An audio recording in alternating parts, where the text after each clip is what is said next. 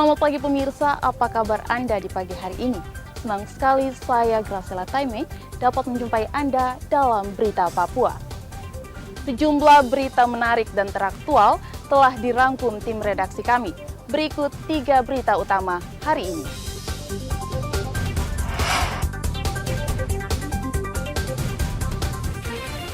Kelompok kriminal bersenjata membakar gedung SMP di Kabupaten Puncak. Cuaca buruk di Merauke, perahu cepat dihantam gelombang tinggi, 1 penumpang hilang.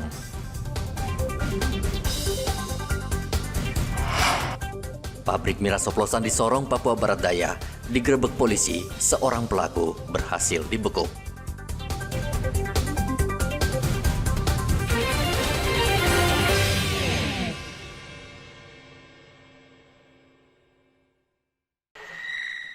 Kelompok kriminal bersenjata kembali melakukan aksi teror membakar bangunan sekolah menengah pertama Agan Dugume, Kabupaten Puncak, Papua Tengah pada hari Sabtu. Pembakaran dilakukan pada dini hari sehingga sulit dideteksi oleh aparat keamanan. Seluruh bangunan ludes terbakar. Pelaku berjumlah belasan orang, mereka datang lalu membakar gedung sekolah dan langsung melarikan diri. Kasatgas Humas Damai Kartens, Kombes Yusuf Sutejo mengatakan pelaku yang membakar adalah anggota KKB, pimpinan tenis kuliah. Aksi pembakaran gedung sekolah SMP Agan Dugume di Kabupaten Puncak, Provinsi Papua Tengah yang diduga dilakukan oleh komplotan KKB Puncak, yaitu komplotan KKB Tenis Kulua, komplotan KKB Kalenak Murib, dan komplotan KKB Legakek Klender. Dapat kami sampaikan bahwa dari kejadian ini tidak ditemukan adanya korban jiwa. Untuk bangunan sekolah SMP tersebut diketahui telah hangus terbakar dan status bangunan tersebut terbengkalai serta tidak ada aktivitas belajar mengajar di sana. Untuk saat ini, tim kami di lapangan tengah melakukan pengejaran pada kelompok KKB tersebut dan meningkatkan pengamanan untuk mencegah aksi serupa tidak terulang. Sebelumnya pada 3 Februari lalu, kelompok kriminal bersenjata juga membakar 4 bangunan milik pemerintah, yakni kantor kampung Pasir Putih, kantor kampung Kelelame, dan 2 bangunan sekolah dasar negeri Kelelame di distrik Sinak. Polisi mengimbau masyarakat setempat untuk melapor ke aparat apabila ada aktivitas mencurigakan. Hendra melaporkan dari Kabupaten Puncak, Papua Tengah.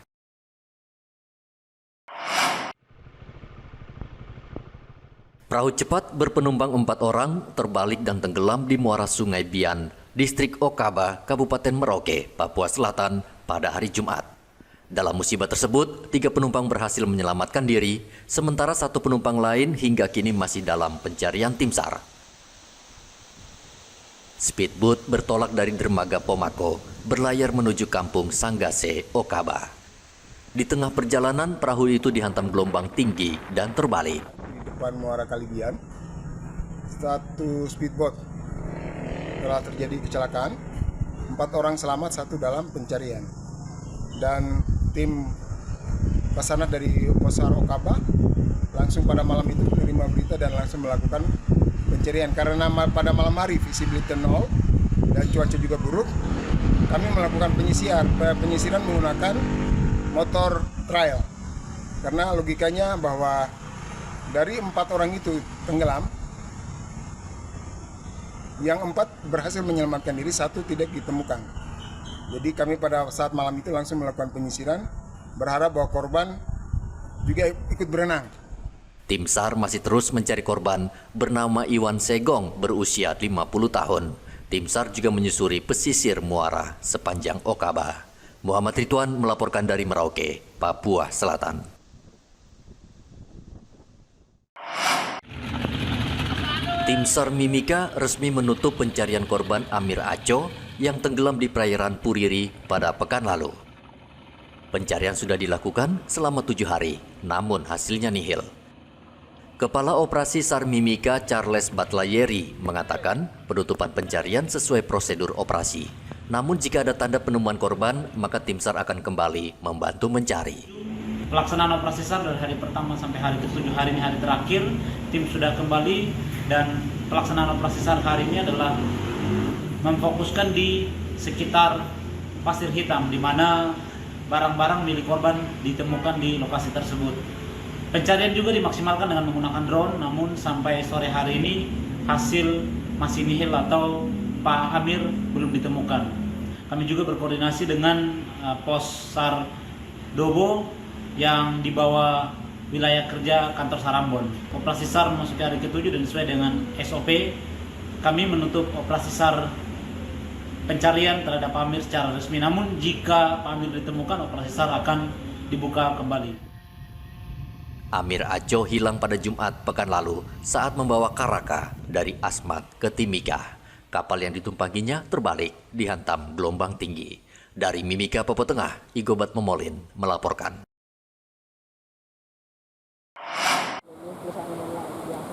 Nelayan di Kampung Binaloka dan Lampu 1, Kabupaten Merauke, Papua Selatan, hingga kini masih menganggur dan berada di rumah karena cuaca buruk yang masih melanda perairan Merauke.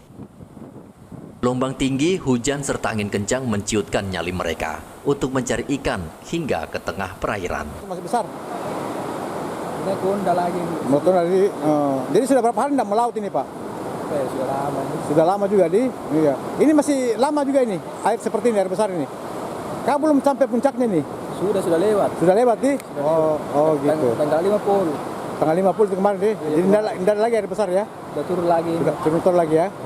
Tapi nanti masih ada lagi? Ya, ada lagi. Ada lagi. Kapan itu rencananya itu? Saya belum tahu juga ini kapannya. Oh gitu.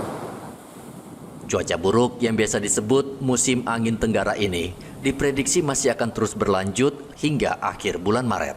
BMKG Merauke juga mengimbau nelayan agar terus mencari informasi pasti di kantor BMKG sehingga terhindar dari kecelakaan laut. Muhammad Ridwan melaporkan dari Merauke, Papua Selatan.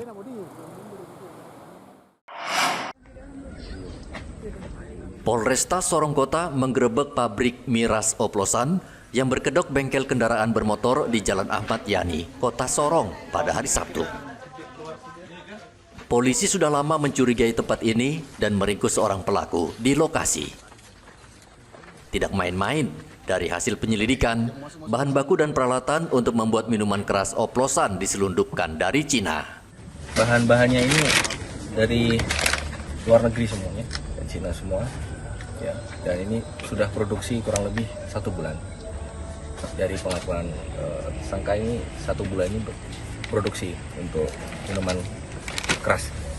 Rencana ini mereka masih di proses pembuatan. Ya masih kita dalami mau dipasarkan kemana saja. Bisa memungkinkan kemana saja ya kalau sudah seperti ini produksi. Bisa ke kota ini sekitar, bisa keluar kota, bisa mana saja. Jadi masih kayak di ember-ember besar itu. Nah itu tadi saya tanyakan ini berapa kemasan kalau 1 ember ini. Dia belum bisa menghitung karena memang baru sekali produksi ini belum dipasarkan. Untuk proses penyelidikan, pelaku saat ini ditahan di Mapolresta Sorong Kota. Polisi masih menyelidiki kasus ini dan tidak menutup kemungkinan ada pelaku lain yang terlibat. Pelaku dijerat dengan Undang-Undang Kesehatan dan ancaman hukuman 10 tahun kurungan penjara. Topan melaporkan dari Sorong, Papua Barat Daya.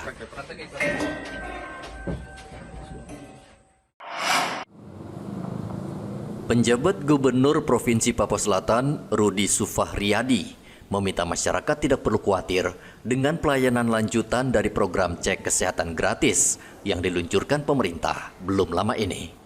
Rudi mengatakan dalam cek kesehatan gratis, ada warga yang menderita sakit dan harus dirujuk, pemerintah akan memberikan layanan pengobatan tanpa dipungut biaya.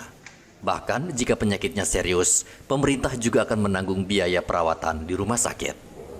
Kita siapkan, saya dengan Ibu Pak Dinas tadi, kalau ada pasien yang harus kita rujuk, dirujuk. Tapi misalnya yang parah, rujuk. Gratis ya, Pak ya? Gratis. Program pemerintah gitu, seperti itu. Ya. Program cek kesehatan gratis yang dicanangkan pemerintah khusus untuk warga yang berulang tahun di Papua Selatan saat ini baru bisa dilayani 12 puskesmas yang tersebar di 4 kabupaten. Sementara puskesmas lainnya belum bisa melayani program ini karena berbagai kendala. Keterbatasan sarana dan penunjang yang dialami semua puskesmas berada di kawasan terjauh dan terluar. Yang sudah siap untuk melakukan pemeriksaan atau cek kesehatan gratis itu sebanyak 12 puskesmas yang tersebar di 4 kabupaten. Kenapa 12 puskesmas sedangkan yang lainnya belum dipersiapkan? Sebenarnya teman-teman lagi mempersiapkan karena dalam cek kesehatan gratis di hari ulang tahun ini ada penambahan jenis pemeriksaan yang tentunya kita harus siapkan karena tidak semua puskesmas yang ada di Provinsi Papua Selatan, terutama di daerah-daerah yang terpencil dan sangat terpencil, memiliki fasilitas yang harus memenuhi untuk cek kesehatan gratis. Dinas Kesehatan Provinsi Papua Selatan terus berupaya membenahi kondisi puskesmas yang masih minim. Dinas Kesehatan Provinsi Papua Selatan berencana melakukan pelayanan puskesmas keliling sehingga bisa menjangkau wilayah pedalaman. Muhammad Ridwan melaporkan dari Merauke, Papua Selatan. Berbagai cara dilakukan polisi agar pengendara tertib berlalu lintas. Pada hari Jumat, polisi melakukan sosialisasi tertib berlalu lintas di Jalan Bau, Wosi, Kabupaten Manokwari.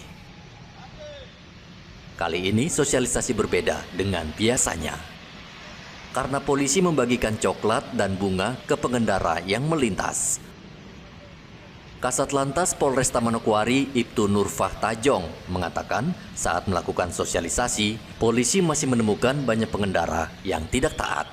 Masih banyak Manokwari ini yang harus kita benahi dan mungkin kita evaluasi pola-pola yang selama ini kita laksanakan, himbauan sudah kita laksanakan, teguran sudah kita laksanakan, penindakan pun sudah kita laksanakan. Mungkin kita pakai cara yang lebih soft, mungkin nanti merapat himbau lagi ke distrik-distrik, ke kelurah-lurah, ke RT-RT untuk lebih bantu kami untuk menghimbau ke masyarakatnya, ke keluarganya, untuk lebih taat berlalu lintas. Jadi kami menghimbau dengan bagi-bagi bunga, bagi-bagi coklat, biar mereka lebih aware, lebih sadar untuk menggunakan helm, menggunakan seatbelt, tidak melawan arus, seperti 7-9 prioritas operasi keselamatan. Polisi mengimbau warga taat berlalu lintas, apalagi tingkat kecelakaan di Manokwari cukup tinggi. Edi melaporkan dari Manokwari, Papua Barat.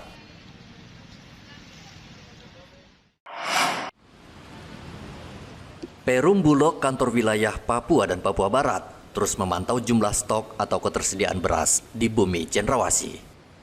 Untuk memastikan kebutuhan pasar dapat tercukupi selama momentum bulan Ramadan hingga Lebaran mendatang. Stok beras di gudang Bulog aman untuk 5 bulan. Saat ini stok beras di seluruh gudang Bulog Papua dan Papua Barat mencapai 39.000 ton yang didatangkan dari Jawa Timur dan Sulawesi Selatan. Sementara rata-rata penyaluran beras Bulog setiap bulan sebanyak 7.000 ton. Wakil Pimpinan Wilayah Perum Bulog Papua dan Papua Barat, Jusri Pake, memastikan stok beras aman dan dapat mencukupi hingga 5 bulan ke depan. Saat ini Bulog Papua melakukan penyerapan beras petani di Merauke dengan harga pembelian pemerintah atau HPP sebesar Rp12.000 per kilogram. Kita masih punya stok sekitar 30.000 ton dan sementara ini masih dalam perjalanan sekitar 9.000 ton. Jadi ini kalau dari segi ketahanan stok kita masih bertahan 3 sampai 5 bulan ke depan. Seperti itu. Pada prinsipnya setiap hari raya itu pasti ada peningkatan.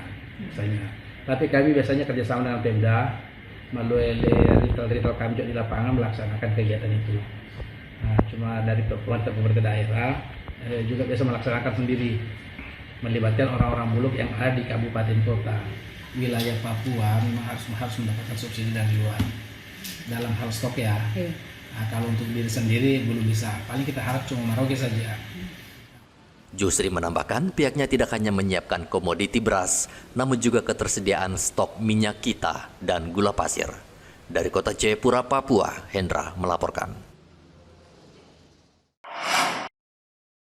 Pemerintah terus membeberkan pengembangan proyek nasional yang saat ini dikembangkan di kawasan Papua Selatan, tepatnya di kawasan Wanam. Pembukaan lahan pertanian di kawasan Wanam saat ini terus dilakukan, dan tentu berbagai sarana pun terus dikembangkan di kawasan ini agar suksesnya proyek strategi nasional. TNI Angkatan Udara akan mengembangkan bandara di kawasan Wanam, Distrik Imam, Kabupaten Merauke. Kepala Staf TNI Angkatan Udara Marsikal Tony Hartono mengatakan pengembangan bandara masih tahap perencanaan untuk mendukung program Presiden. Dan sini juga untuk melihat pengembangan potensi pengembangan bandara di Wanam. Karena nanti di sana kita akan menambah fasilitas penerbangan yang ada di Wanam. Mudah-mudahan itu bisa lebih berkembang di sana dan bisa meningkatkan program ketahanan pangan dan juga food estate yang dilaksanakan oleh rekan-rekan di sana mendukung program pemerintah. Kasahu menambahkan, pihaknya akan melakukan fungsi lahan demi mengembangkan ketahanan pangan nasional yang saat ini menjadi program utama pemerintah. Muhammad Ridwan melaporkan dari Merauke, Papua Selatan. Pemirsa, informasi tadi sekaligus mengakhiri jumpa kita dalam Berita Papua. Saya Graciela Taime mewakili kerabat kerja yang bertugas menyampaikan terima kasih, selamat beraktivitas, sampai jumpa. Wanyambe.